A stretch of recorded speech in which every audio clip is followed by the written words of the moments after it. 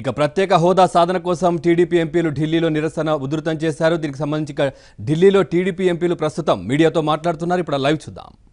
ఎవరి డ్రామానో ప్రజలకు తెలుస్తుంది బాగానే. వాళ్ళు జగనే రిజైన్ చేస్తే పార్లమెంట్ లో అడిగేవాళ్ళు ఎవరు అని చెప్పారు. అది కూడా మొన్న వీడియో చూపెట్టాం. ఇప్పుడు కూడా అది డ్రామా కింద వాళ్ళు ఉనికిని కాపాడుకోవడానికి అక్కడ మిగిలింది 5గురిలో ఆల్రెడీ 3 వికెట్లు అయిపోయినాయి. ఇవాళ రేపటో 2 అవుతాయి. వాళ్ళ రాజీనామాలు కూడా యాక్సెప్ట్ కాకుండా మేనేజ్ చేసుకుంటారు. అదే వాళ్ళు చేసేది. అంతకు మించి డ్రామా ఏం లేదు. ఒకవేళ కనుక అయితే మొన్న మా దివాకర్ రెడ్డి గారు చెప్పినట్లు మిగిలిన రాజ్యసభ మెంబర్స్ కూడా రిజైన్ చేయాలి కదా, ఎంపీలే కదా, వాళ్ళు కూడా ఎందుకు చేయట్లేదు?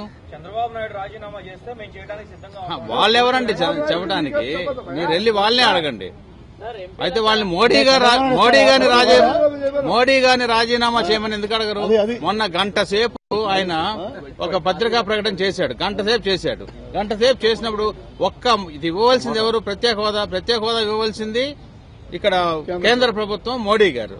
ఒక్క మాట కూడా మోడీ గారిని అనలేదు కదా ఆయన. దాన్ని బట్టి వాళ్ళ లాలూచి రాజకీయం ఏంటో తెలిసిపోతా ఉంది.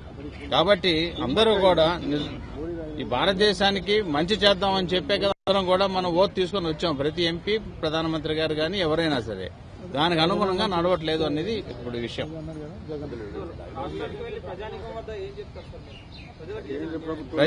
ప్రజానికాన్ని చైతన్యం చేయవలసిన అవసరం ఉంది. మనకు జరుగుతున్న నష్టాన్ని చేసి ప్రజానికాన్ని అందరినీ కూడా ఈ పోరాటంలో మెంబర్స్ కింద చేస్తాం.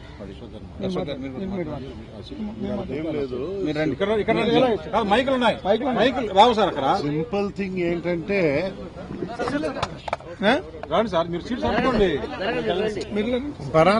పరాలే ఏంటంటే ఇట్స్ అ సప్లిమెంట్. నేను చెప్పేది కన్ఫ్యూజన్ వద్దు, క్లారిటీ కావాలి, ఒక డైరెక్షన్ లో వెళ్ళాలి. మనం కన్ఫ్యూజ్ అయ్యి ఇప్పుడు సింపుల్ థింగ్ గా చెప్పాలంటే మనకి హెయిర్ కట్ కావాలంటే మంగళవాడి దగ్గర వెళ్తాం, చాకల దగ్గర వెళ్ళము. బట్టలు ఉతుకోవాలంటే చాకల దగ్గర వెళ్తాము, మంగళవాడి దగ్గర వెళ్ళము. ఇప్పుడు ఆ కన్ఫ్యూజన్ వద్దంటాను నేను. ఆ కన్ఫ్యూజన్ జనాన్ని తోయడానికి ప్రయత్నించడమే దుర్మార్గం నా అభిప్రాయంలో. దయచేసి మీకందరికీ ఒక విజ్ఞప్తి,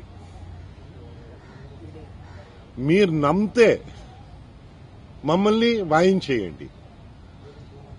మీరే వారు చెప్పింది నమ్మరు, మమ్మల్ని వారు చెప్పారని మమ్మల్ని వాయించడం ఎందుకు? దయచేసి ఆ కన్ఫ్యూజన్ ని స్ప్రెడ్ చేయకండి. ఈ కన్ఫ్యూజన్ లోనే పెట్టాలని, తెలుగు వాళ్ళని తోయాలని ప్రీవియస్ గవర్నమెంటే పార్లమెంటరీ డెమోక్రసీలో జరగలేని స్ట్రెయిన్ తెచ్చి పెట్టేశారు. ఎవరైనా రాష్ట్రం విభజించాలనుకుంటే హ్యాండ్ హోల్డింగ్ కంట వదిలిపెట్టరు.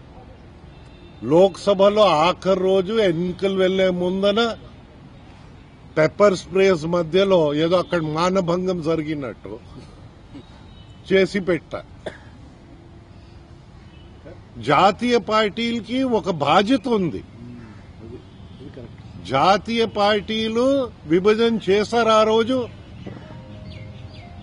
ఆ రోజు హామీలు ఇచ్చిన వాళ్ళు కూడా జాతీయ పార్టీలు, అడిగిన వాళ్ళు కూడా జాతీయ పార్టీలు, సాక్షిగా జాతీయ పార్టీలు ఉన్నాయి. ఇప్పుడు ప్రతి జాతీయ పార్టీకి ఒక బాధ్యత ఉంది. ఆ బాధ్యత వారు నిర్వహించాలని తెలుగు వాళ్ళు గౌరవంగా డిమాండ్ చేస్తున్నారు. దయచేసి అర్థం చేసుకోండి. ఆంధ్రప్రదేశ్ దేశంలో ఒక భాగం. తెలుగు వాళ్ళు గౌరవంగా బ్రతకడానికి ప్రయత్నిస్తారు. దయచేసి అగౌరవంగా చూడకండి విజ్ఞప్తి చేస్తా ఉన్నారు. సార్, వాళ్ళు మీపై విమర్శిస్తున్నారు. ఎన్డీఏ కూటమిలో కేంద్ర మంత్రిగా మీరున్నారు. ఈ 4 ఏళ్ల నిర్లక్ష్యాన్ని కూడా మీది బాధ్యత అని విమర్శలు వాళ్ళు అంటున్నారు.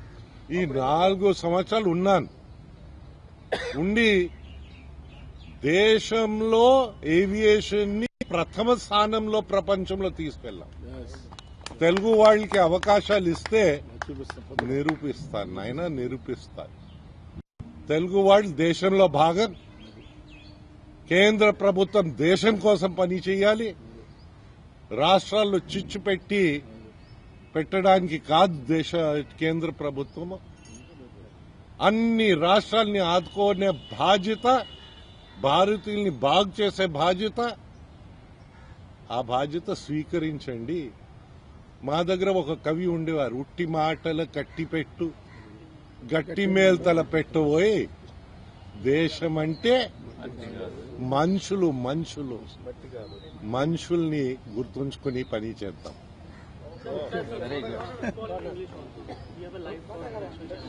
చెప్పండి ఇంగ్లీష్. మీరు చెప్పండి.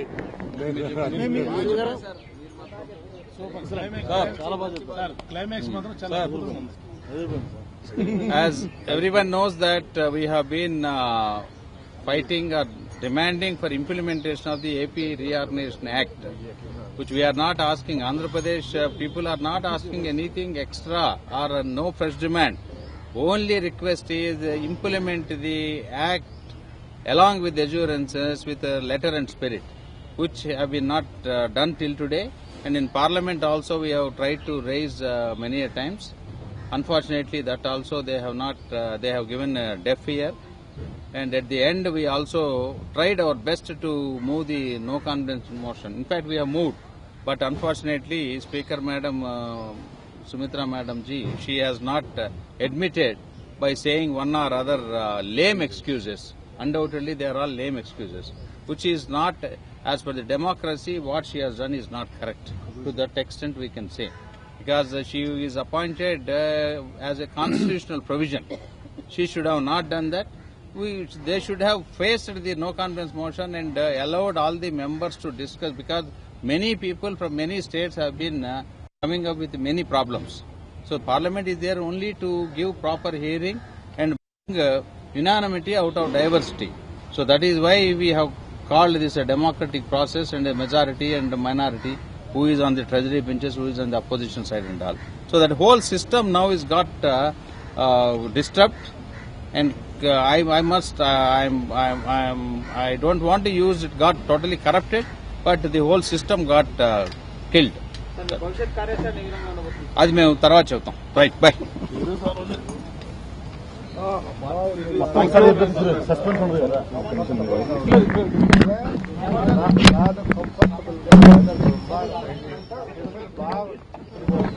ఇప్పుడు ఒక బీడీ కాల్స్తుంది.